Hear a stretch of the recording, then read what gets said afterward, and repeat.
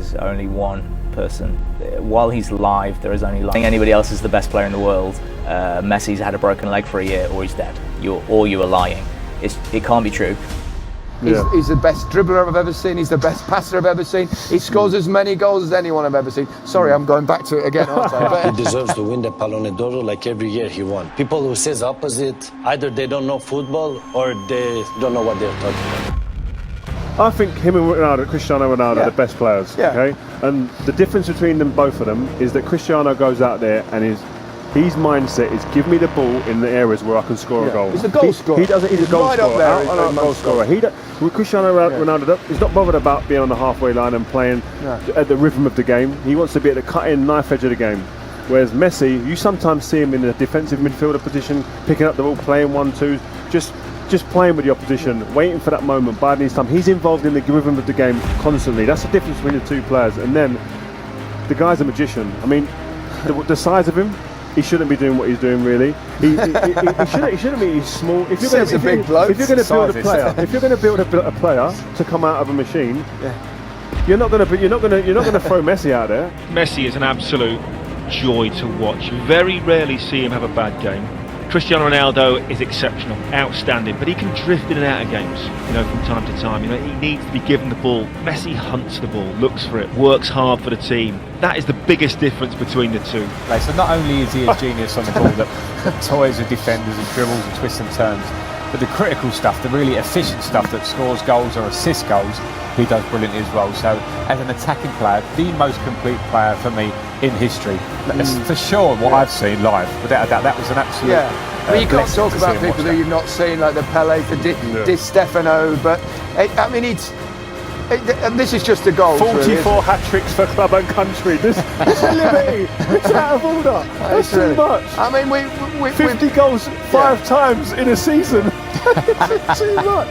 I mean, his goal numbers, they're up there with the best, aren't they? With they match kind of their goal a game thing of the very greatest players of all time in terms of obviously Ronaldo.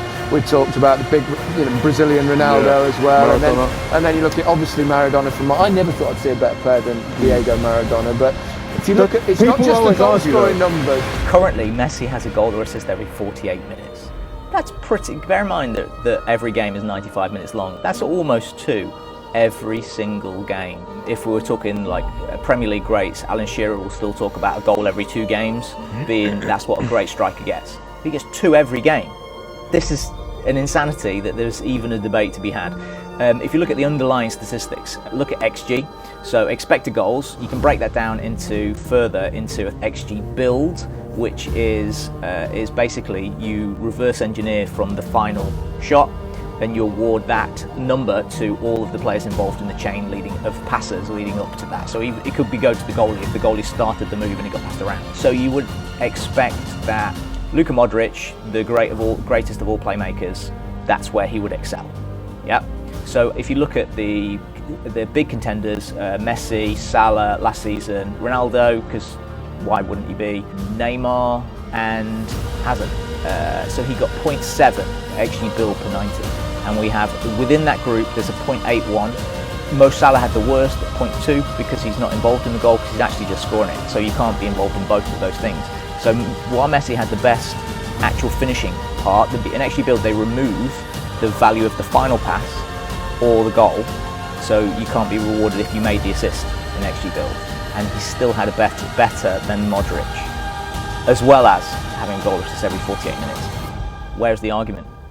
No, but people then argue he hasn't won the World Cup, so Maradona, that's what people's arguments are. But I agree with you in longevity, to play at the top level in today's game, how quick it is, the pace of the game, to score the goals, the assists that he has to be in that conversation. But all the best players play in this competition now. It's like a World Cup every year. That's where the best players play.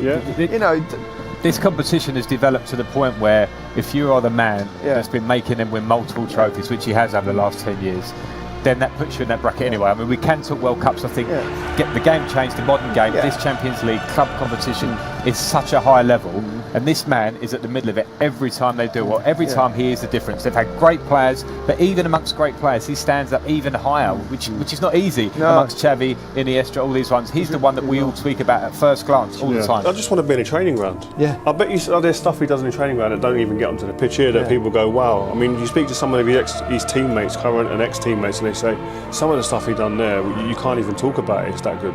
He's always been a team player. He doesn't play selfishly. These are other attributes that he has that, you know, he doesn't play out, he doesn't dive, he doesn't retaliate, and all round he's such a great example for football, and he sets such a good example for young children to follow. That there's so much to like about him. We're lucky to have this, you know what I mean? And it's just to be here and marvel at it. And I just feel that we're lucky. Me and Frank were talking off air before. We feel lucky that we've actually been able to play with, and now we're being able to sit back and really enjoy and watch him. Because I don't think you can enjoy and watch when you're fighting for trophies against people like that. Because you're jealous a little bit. You're envious at times. You want to be there instead of him. Whereas here now, I've got no problems with watching him and really going, you know what a player I'm witnessing.